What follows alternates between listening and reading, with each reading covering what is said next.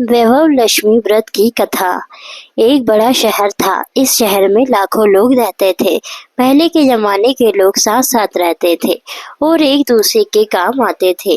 पर नए जमाने के लोगों का स्वरूप ही अलग सा है। सब अपने अपने काम में रत रहते हैं। किसी को किसी की परवाह नहीं। घर के सदस्य को भी एक दूसरे की परवाह नहीं होती। भजन कीर्तन भक्ति भाव दया माया परोपकार जैसे संस्कार कम हो गए हैं। शहर में बुराइयां बढ़ गई थी। शराब जुआ रेस चोरी डकैती वगैरह बहुत से गुनाह शहर में होते थे। कहावत है कि हजारों निराशा में एक अमर आशा छिपी हुई होती है। इसी तरह सारी बुराइयों के बावजूद शहर में कुछ अच्छे लोग भी रहते थे। ऐसे अच्छे लोगों में शीला और उनके पति की गृहस्थी मानी जाती थी। शीला धार्मिक प्रकृति की और संतोषी थी। उनका पति भी विवेकी और सुशील था। शीला और उनका पति ईमानदारी से जीते थे। वे किसी की भी बुराई न करते थे और प्रभु भजन में अच्छी तरह से समय व्यतीत कर रहे थे। उनकी गृहस्थी आदर्श गृहस्थी थी और शहर के लोग उनकी गृहस्थी की सराहना करते थे। शीला की गृहस्थी इसी तरह खुशी खुशी चल रही थी। पर कहा जाता है कि कर्म की गति अकल है। वेदाता के लिखे लेख को कोई नहीं समझ सकता है। इंसान का नसीब पल भर में राजा को रंग और रंग को राजा बना देता है। शीला के पति के अगले जन्म के कर्म भोगने के बाकी रह गए होंगे कि वह बुरे लोगों से दोस्ती कर बैठा। बहुत जल्द से जल्द करोड़पति होने के ख्वाब देखने लगा। इसलिए वह गलत रास्ते पर चढ़ गया और करोड़पति की बजाय रोड़पति बन गया। यानी रास्ते पर भटकते भिखारी जैसी उसकी हालत हो गई थी। शहर में शराब जुआ रेस चरस गांजा चोरी डकैती फैली हुई थी। उसमें शीला का पति भी फंस गया। दोस्तों के साथ उसे भी शराब की आदत हो गई। जल्द से जल्द पैसे वाला बनने की लालच में दोस्तों के साथ रेस जुआ भी खेलने लगा। इस तरह बचाई हुई धनराशि पत्नी के गहने सब कुछ रेस जुआ में गवा दिया था। इसी तरह एक वक्त ऐसा भी था कि वह सुशील पत्नी शीला के साथ मजे में रहता था और प्रभु भजन में सुख शांति से वक्त व्यतीत करता था। उसके बजाय घर में दरिद्रता और भुखमरी फैल गई। सुख से खाने की बजाय 2 वक्त भोजन के लाले पड़ गए और शीला को पति की गाली खाने का वक्त आ गया था। शीला सुशील और संस्कारी स्त्री थी। उसको पति के बर्ताव से बहुत दुख हुआ, किंतु वह भगवान पर भरोसा करके बड़ा दिल रख कर दुख सहने लगी। कहा जाता है कि सुख के पीछे दुख और दुख के पीछे सुख आता ही है, इसलिए दुख के बाद सुख आएगा ही। ऐसी श्रद्धा के साथ शीला प्रभु भक्ति में लीन रहने लगी। इस तरह शीला असहे दुख सहते सहते प्रभु भक्ति में वक्त बिताने लगी। अचानक एक दिन दोपहर को उनके द्वार पर किसी ने दस्तक दी। शीला सोच में पड़ गई कि मुझ जैसे गरीब के घर इस वक्त कौन आया होगा। फिर भी द्वार पर आए हुए अतिथि का आदर करना चाहिए, ऐसे आर्य धर्म के संस्कार वाली शीला ने खड़े होकर द्वार खोला। देखा तो सामने एक मांझी खड़ी थी। वे बड़ी उम्र की लगती थी, किंतु उनके चेहरे पर अलौकिक तेज निखर रहा था। उनकी आंखों में से मानो अमृत बह रहा था। उनके भव्य चेहरा करुणा और प्यार से झलकता था। उनको देखते ही शीला के मन में अपार शांति छा गई। वैसे शीला इस मांझी को पहचानती न थी, फिर भी उनको देखकर शीला के रोम रोम में आनंद छा गया। शीला मांझी को आदर के साथ घर के में ले आई। घर में बिठाने के लिए कुछ भी नहीं था। फिर शीला ने संकोच कर एक फटी हुई चादर पर उनको बिठाया। मांझी ने कहा, क्यों पहचाना नहीं? शीला ने संकोच कर कहा, माँ, आपको देखते ही बहुत खुशी हो रही है, बहुत शांति हो रही है। ऐसा लगता है कि मैं बहुत दिनों से जिसे ढूंढ रही थी वे आप ही हैं, पर मैं आपको पहचान नहीं सकती। माँ जी ने हंसकर कहा, क्यों भूल गई? हर शुक्रवार को लक्ष्मी जी के मंदिर में भजन कीर्तन होते हैं, तब मैं भी वहाँ आती हूँ। वहाँ हर शुक्रवार को हम मिलते हैं। पति गलत रास्ते पर चढ़ गया। तब से शीला बहुत दुखी हो गई थी और दुख की मारी वह लक्ष्मी जी के मंदिर में भी नहीं जाती थी। बाहर के लोगों के साथ नजर मिलाते भी उसे शर्म लगती थी। उसने याददाश्त पर जोर दिया, यह मांझी याद नहीं आ रहे थे। तभी माँ जी ने कहा, तू लक्ष्मी जी के मंदिर में कितने मधुर भजन गाती थी, अभी अभी तू दिखाई नहीं देती थी, इसलिए मुझे हुआ तू क्यों नहीं आती है, कहीं बीमार तो नहीं हो गई। ऐसा सोचकर मैं तुझसे मिलने चली आई हूँ। माँ जी के अति प्रेम भरे शब्द से शीला का हृदय पिघल गया। उसकी आंखों से आंसू आ गए। माँ जी के सामने वह बिलक बिलक कर रोने लगी। ये देखकर माँ जी शीला के नजदीक सरक के और उसकी सिसकती पीठ पर प्यार भरा हाथ फेरा और सांत्वना देने लगी। माँ जी ने कहा, बेटी, सुख और दुख दो धूप और छाव जैसे होते हैं। सुख के पीछे दुख आता है तो दुख के पीछे सुख भी आता है। धैर्य रखो बेटी। और तुझे क्या परेशानी है? तेरे दुख की बात मुझे सुना, तेरा मन भी हल्का हो जाएगा और तेरे दुख का कोई उपाय भी मिल जाएगा। माँ जी की बात सुनकर शीला के मन में शांति मिली। उसने माँ जी को कहा, माँ, मेरी गृहस्थी में भरपूर सुख और खुशियां थी। मेरे पति भी सुशील थे। भगवान की कृपा से पैसे की बात में भी हमें संतोष था। हम शांति से गृहस्थी चलाते, ईश्वर भक्ति में अपना समय व्यतीत करते थे। यकायक हमारा भाग्य हमसे रूठ गया। मेरा पति को बुरी दोस्ती हो गई। बुरी दोस्ती की वजह से वे शराब, जुआ, रेस, चरस, गांजा वगैरह खराब आदतों के शिकार हो गए और उन्हें सब कुछ गवा दिया और हम रास्ते के भिखारी जैसे बन गए। ये सुन माँ जी ने कहा, सुख के पीछे दुख और दुख के पीछे सुख आता ही रहता है। ऐसे भी कहा जाता है कि कर्म की गति न्यारी होती है। हर इंसान को अपने कर्म भुगतने पड़ते हैं, इसलिए तू चिंता मत कर। अब तू कर्म भुगत चुकी है, अब तुम्हारे सुख के दिन अवश्य आएंगे। तो माँ लक्ष्मी जी की भक्त है। माँ लक्ष्मी जी तो प्रेम और करुणा के अवतार है। वे अपने भक्तों पर हमेशा ममता रखती हैं, इसलिए तू धैर्य रख कि माँ लक्ष्मी जी का व्रत कर, इससे सब कुछ ठीक हो जाएगा। माँ लक्ष्मी जी का व्रत करने की बात सुनकर शीला के चेहरे पर चमक आ गई। उसने पूछा, माँ, लक्ष्मी जी का व्रत कैसे किया जाता है, वह मुझे समझाइए, मैं ये व्रत अवश्य करूंगी। माँ जी ने कहा, बेटी, माँ लक्ष्मी जी का व्रत बहुत सरल है। उसे वरदान लक्ष्मी या वैभव लक्ष्मी व्रत कहा जाता है। यह व्रत करने वाले की सब मनोकामनाएं पूर्ण होती है। वह सुख, संपत्ति और यश प्राप्त करता है। ऐसा कहकर माँ जी भैरवलक्ष्मी व्रत की विधि कहने लगी। बेटी, भैरवलक्ष्मी व्रत के वैसे तो सीधा साधा व्रत है, किंतु कई लोग यह व्रत गलत तरीके से करते, अंततः उसका फल नहीं मिलता। कई लोग कहते हैं कि सोने के गहनों की हल्दी कुमकुम से पूजा करो, बस व्रत हो गया, पर ऐसा नहीं है। कोई भी व्रत शास्त्रीय विधि पूर्वक करना चाहिए, तभी उसका फल मिलता है।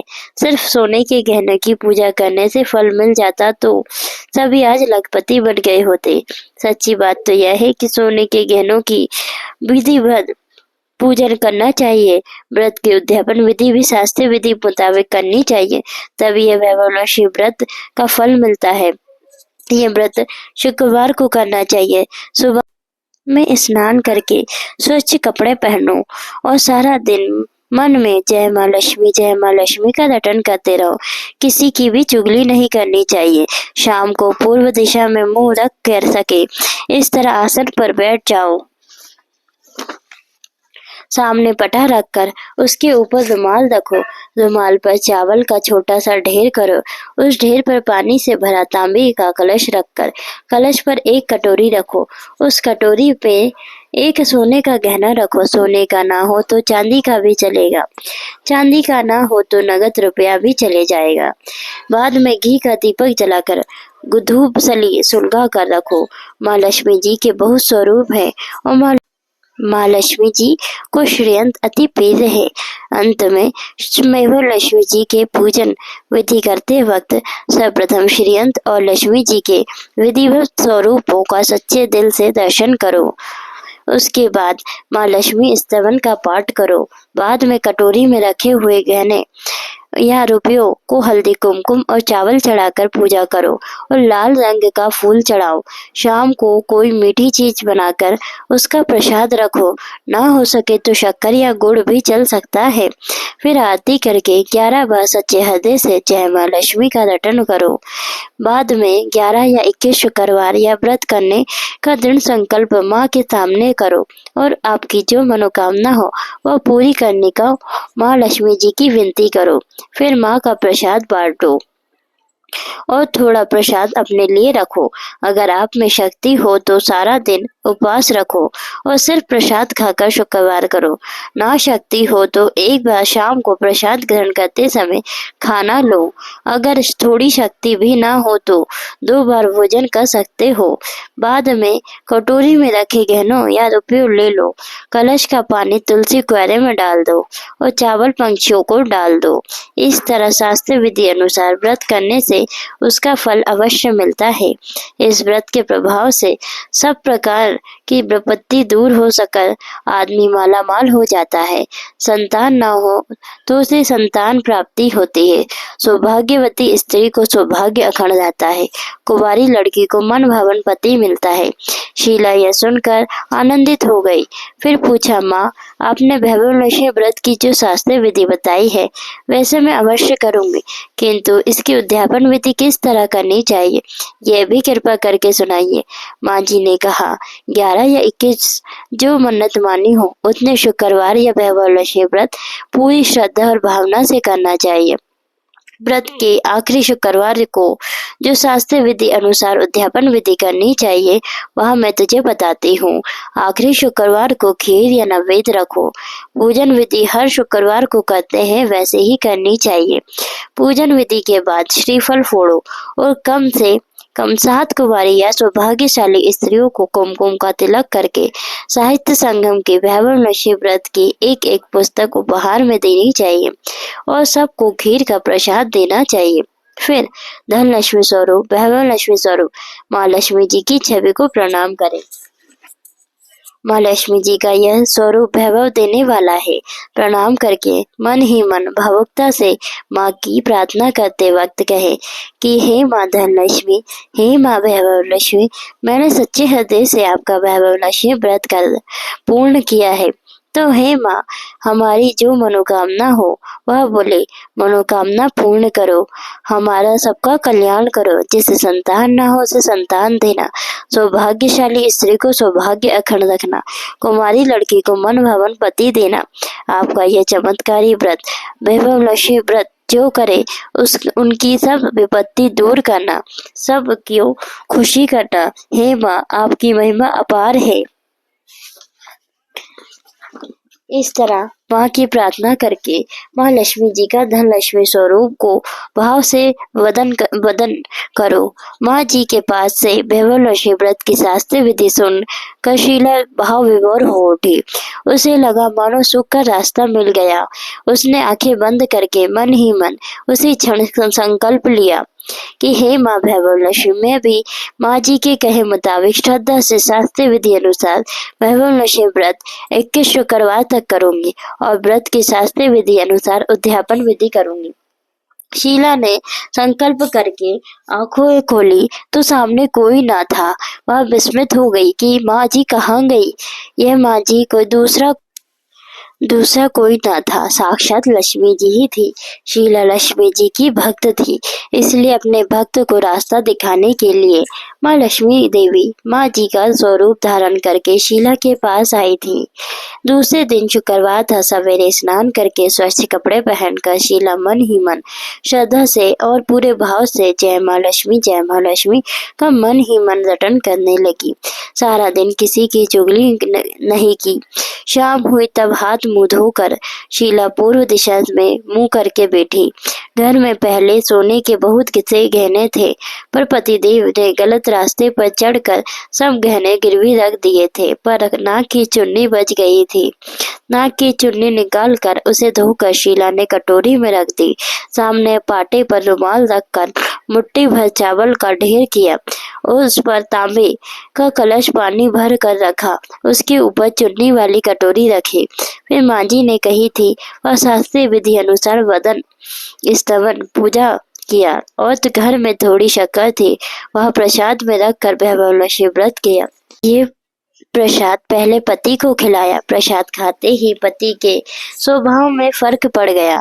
उस दिन उसने शीला को मारा नहीं, सताया भी नहीं। शीला को बहुत आनंद हुआ। उनके मन में भैरवनाशी व्रत के लिए श्रद्धा बढ़ गई।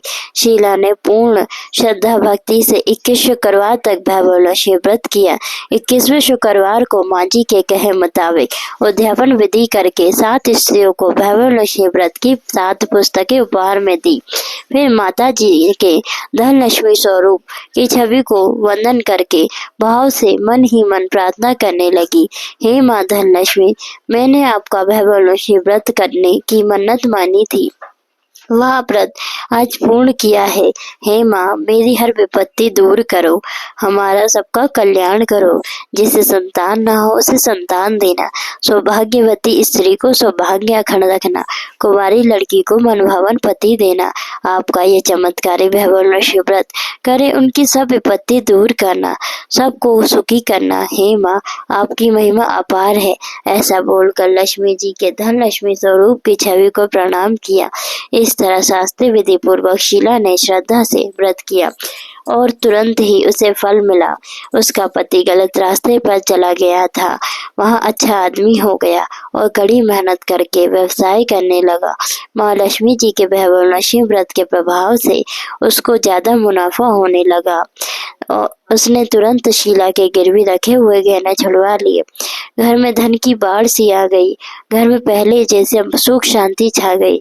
भैरवनाशी व्रत के प्रभाव देखकर मोहल्ले की दूसरी स्त्रियां भी शास्त्रीय विधि पूर्वक भैरवनाशी व्रत करने लगी। हे माँ धनलक्ष्मी, आप जैसे शीला पर प्रसन्न हुए, उसी तरह आपका व्रत करने वाले सब पर प्रसन्न होना। सबको सुख शांति। जय माँ धनलक्ष्मी, जय माँ भैरवनाशी। मुझसे माता लक्ष्मी की कथा पढ़ने में कोई त्रुटि हो गई हो तो क्षमा करना। माता लक्ष्मी, जय माँ लक्ष्मी।